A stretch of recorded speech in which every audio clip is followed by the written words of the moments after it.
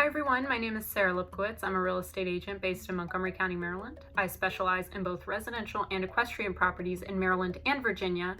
And it's 65 degrees here in Maryland today, so I'm really hoping that spring is almost upon us. But before it gets here, I wanted to clear up a few of the myths surrounding the home buying process. A lot of buyers believe that they cannot purchase a home until they have a 20% down payment. Now, this really isn't true. There are a lot of programs out there that will allow you to put as little as 0% down. Now, having a 20% down payment will allow you to avoid paying private mortgage insurance, which will be about 0.5 to 1% of the amount of the loan on an annual basis.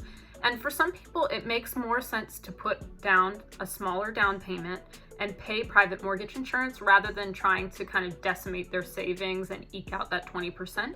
I think another really important thing for people to know, though, is that the Homeowners Protection Act only requires that lenders cut off private mortgage insurance payments at 22% equity, but really you can have it cut off as soon as you hit that 20% equity. So I think that's a really important thing for people to know, but again, you do not need 20% to buy a home. A lot of buyers think that they cannot purchase a home if they are changing jobs, but you got to think about all the people who relocate for work and buy a home in a new state.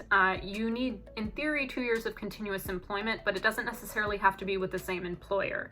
So if you're switching jobs or you're moving to Maryland to start a new job, there might be some requirements from the lender in terms of when you can close. Like if your start date's in August, they might not want you closing on a home before, May. Long story short, you can buy a home if you're switching jobs. If you've bought a home before, you are probably aware that the down payment is not your only out-of-pocket expense, but a lot of people think that it will be. And unfortunately, you've got a budget for at least a couple $100s for inspections, and then, 2 to 5% of the sales price for closing costs, unless you're going to have the seller cover those costs for you, which sometimes you can negotiate for. This last one is just for Marylanders. A lot of Marylanders think that they do not qualify for the Maryland Mortgage Program if they have owned a home before, and this is not necessarily the case. For some of the programs, if you've never owned a home in the state of Maryland, you qualify, and for other programs, if you haven't owned a home in the last 3 years, you might qualify.